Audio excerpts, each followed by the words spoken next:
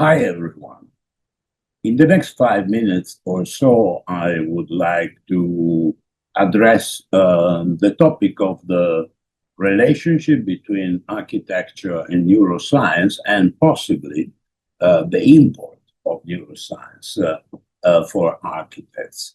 My name is Vittorio Gallese. I am a teacher at the NAAD Master since many years, and I'm a social cognitive neuroscientist. In a word, I deal with the relationship between the brain body and human relationships. Before coming more specifically to the topic, relationship neuroscience and architecture, I think I should provide you with some background information of what happened in cognitive neuroscience in the last 50 years or so. Perhaps many of you already know that a common way to designate human cognitive activity, the human mind, is to use the 4E. The mind, according to the framework of embodied cognition, is embodied, enactive, embedded, and extended. What does it mean to be embodied? It means that we cannot make any meaningful account of our mental activities without including the body, without considering the brain as totally integrated with the whole body. The brain is made of billions of neurons that do not know anything about the world. They only know about electricity, action potentials, which is the language they use to communicate with one another. What they know about the world is through the interface of the body. Without the body, the brain would have no relationship with it. So there wouldn't be any mind at all. The mind is also embedded. This gets even more interesting. By embedded, it is commonly meant that all of our cognitive activities do not happen in a bubble or in the void, but they are strictly related to the context where they happen. And by context, I mean the geographical area, the ethnocultural situation, all the possible variables that makes life different from one place to another. What does that mean? It means that our brain body operates according to universal laws, but these universal laws are strictly dependent on the contextual situation. For example, we evolved a mind that developed language, and through language, we develop spatial metaphors. Things going up, things going down. There is a sudden increase of inflation. Unemployment rate, luckily, is going down, and the like. All of these expressions would be meaningless if we had developed our culture in a world devoid of the power of the force of gravity. So this simple example, I hope, will clarify that we should always consider the context within which our cognitive operation occur. The mind, is also extended, which means that Homo sapiens is equally Homo technicus. We developed in the course of our evolution a set of technological tools, from the invention of fire, the discovery of fire rather, to the invention of writing, to the invention of smartphones, ChatGPT, and the like. All these technological toolkits extend the cognitive capabilities of our mind. And finally, but probably most important, our mind is an act, which means that thought is moving. We cannot conceive of any mental activity without considering the sensory motor relation we entertain with the world and the affectivity that this relation brings on. So movement, sensory motor activations, affectivity are the basic ingredient upon which forms of cognitive activities more sophisticated were evolved in the course of our cultural evolution. Another revolution that happened in the last decades is the so-called biocultural paradigm, which means that we should leave in the drawer the strict dichotomy between nature on the one hand and culture on the other. Nature and culture are two sides of the same coin. It is our nature to produce culture because we are Homo technicus, because we are technological creatures. A further element I would like to stress that I think it is important when considering building the environment, architecture, is our relational. We are relational creatures. The us comes before the I and thou. There is no self without the other. Why? Because we are totally dependent on others from very early on. Our brain at birth, it's only a few hundred grams of weight.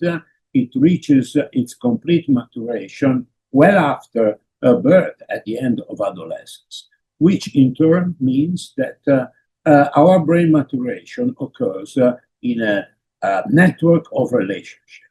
The quantity and quality of relationship we are able to entertain with other human beings are literally sculpting, molding, giving form to our cognitive activities.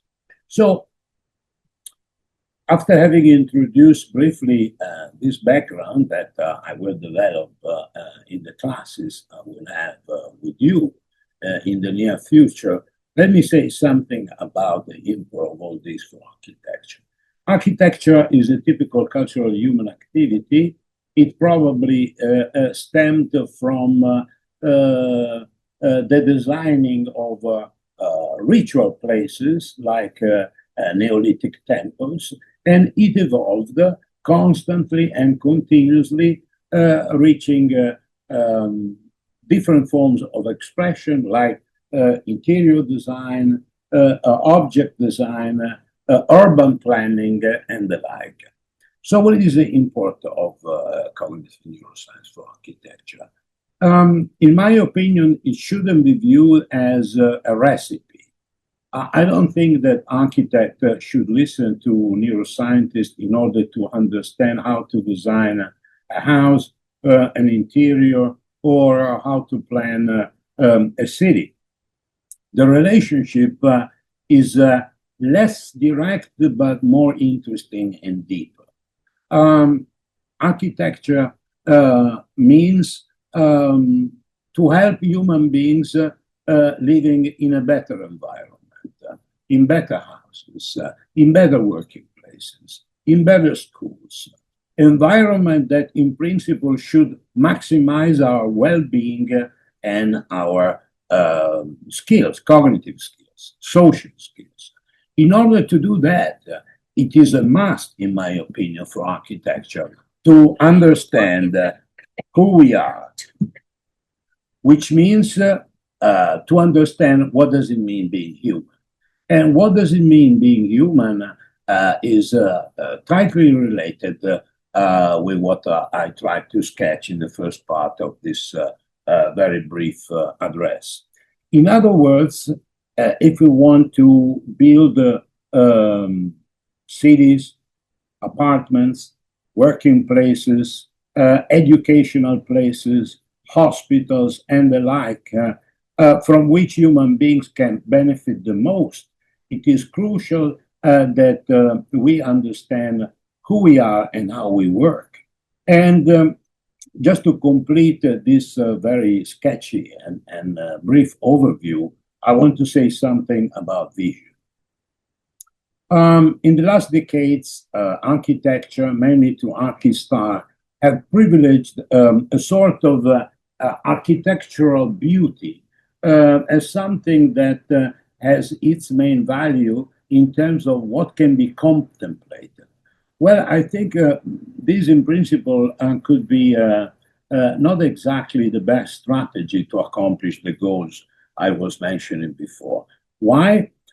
First of all, because we see through our eyes, but vision is a lot more than the mere activation of the visual part of our brain. Vision is a synesthetic activity which incorporates the activation of the motor system, of the tactile system, of the affective system. In other words, aesthetics, aesthesis, the original meaning of the word describes exactly that. We understand, we know the world through our bodily senses. So vision is not exception. It is a synesthetic activity. And this has quite interesting consequences when we think about designing an interior, a building, or planning a new development within a city. It means that we should pay attention not only how things look, but how things afford relations with human beings. How objects instantiate a multimodal relationship with the people beholding those objects or interacting with that object. All of these things and many more will be the target of this master that I think will be able to fill a gap in the normal educational program in School of Architecture. So, in a word, welcome to NAAD.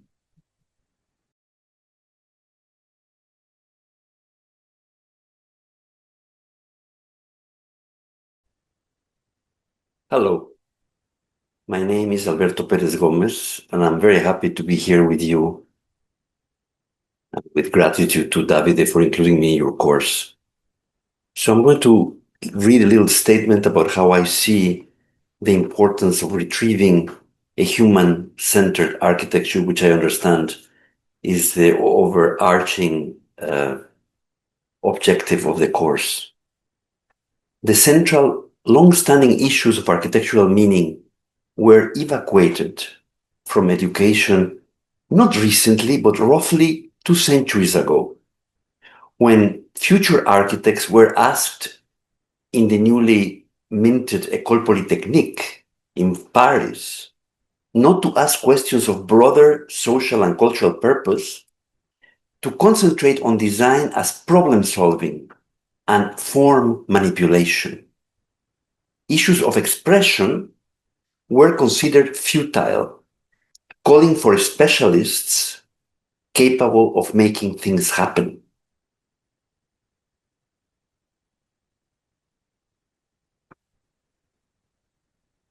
The issue was to follow instrumental methodologies to accomplish efficiency and economy,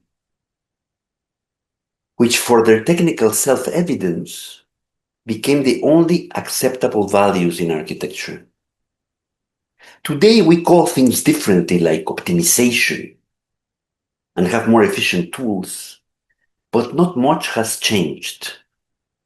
Most of what we teach in schools is useful for clever building design and planning, but marginal for architecture, understood as the creation of atmospheres, framing and enhancing human habits in place. Much of what has been put aside must be recovered today, both in education and in practice, in ways that are, of course, appropriate to our time. History is crucial to understand what matters in architecture and how to bring it about. Nietzsche clearly demonstrated the importance of history for modern humanity. History is all we have after the ending of hegemonic cosmologies or religions, and we must use it to enable our futures. In every discipline, but especially concerning issues that address human questions, to avoid repetition of past mistakes and propose significant new contributions for the common good. Unfortunately, the history of architecture is not taught properly in schools. because we fail to understand the expanded field of the discipline beyond the mere history of buildings, how it has been embedded in culture, enabling its very literacy. And we fail to understand that cognition in architecture is primarily emotional, resonant with other artistic products. History foregrounds the importance of ethics in practices, entangled with the search for beauty. To bring together ethics and beauty, the imagination is crucial, engaged by architects critically, acknowledging its dangers, avoiding the temptation to reduce design to rational consensus, design by committee, and nowadays, algorithmic, computer-driven fabrication. This starts by understanding the origins of the imagination in narrative language, the language we speak every day, as a setting into place of human events, and how it comes to fruition through material resistance, a wisdom that only an embodied consciousness and no artificial intelligence can possess. Our contemporary reality demands that architects experiment, enabling a productive imagination to promise a better world for future dwelling. It is a mode of invention, yet to be significant, it must necessarily engage in a humble, cultured, and hermeneutically open attitude to given reality and its values. Which means, of course, the values of others. The media portrays architecture as an aesthetic practice and reduces aesthetics to aesthetic judgment, reducing it to a matter of formal virtuosity in the design of objects and details. The result is empty novelty, geometric innovation that falls from the top down anywhere in the world, disregarding the very real a priori qualities of places and cultural habits. Architectural practices must reverse these tendencies, engaging place and culture. Architecture is an aesthetic atmosphere, but properly understanding aesthesis in its Greek sense as embodied, sensuous, and embedded emotional knowing. Architecture is also misunderstood as mere technology, driven by optimization in all aspects, ranging from sustainability to so-called intelligent environments. There are many fallacies here. Nothing properly human is infinite. We have limits. While paradoxically the acknowledgement of limits and a negotiation of a good life in view of such limits and our self-conscious human mortality have been a central historical concern of architecture, technology starts from ignoring or denying that very condition. Reducing architecture to these issues, which have tended to become so dominant in our sadly compromised biosphere, may contribute stopgap solutions to technological problems through more efficient buildings, but ultimately miss the center of architecture. In other words, in architecture, techniques are never acts of mere control or domination. They reveal themselves in the service of meaning, in the context of something bigger, nature, and the cosmos. So in conclusion, architectural education must construe anew its connection with the humanities, one architects generally cultivated before the age of specialization, particularly with history and philosophy. It must also reestablish its material basis, engaging craft in a new fashion, educating the architect's motor skills through making, engaging material resistance. Bodily pre-reflective consciousness embodied in motor skills is the foundation of attentive cognition, just as emotion is inseparable from knowledge. The teaching of architecture must be emotional, not merely analytic. We must stop thinking about design in ways that simply privilege intellectual or geometrical invention and disregard or despise the richness involved in material translation and difficulty.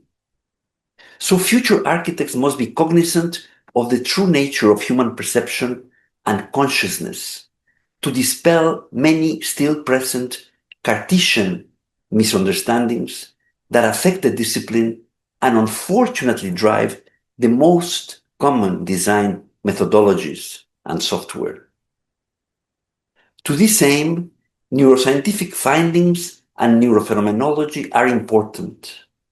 We must not, however, attempt to instrumentalize scientific third-person quantitative findings into another design methodology, a more sophisticated behaviorism, or into a recipe book to plan so-called intelligent buildings. Simply more efficient and comfortable, but not any more meaningful. For the ultimate aim of architecture is meaning, the design of atmospheres for appropriate human dwelling, a priori collective, for we are always with others, embedded with nature and our inherent spirituality. It is never a question of merely providing pleasure. Our most crucial architectural tools are those that enable the creation of moving atmospheres, settings for human situations, grasping the spatio-temporal origins of architectural meaning. Our tools, such as drawing, craftsmaking, and literary language, developing a well-founded critical stance against the reduction of qualitative spatiality and temporality to quantitative concepts, and to the tools and software that merely enable this blindly. Thank you very much, and I look forward to seeing you in the course.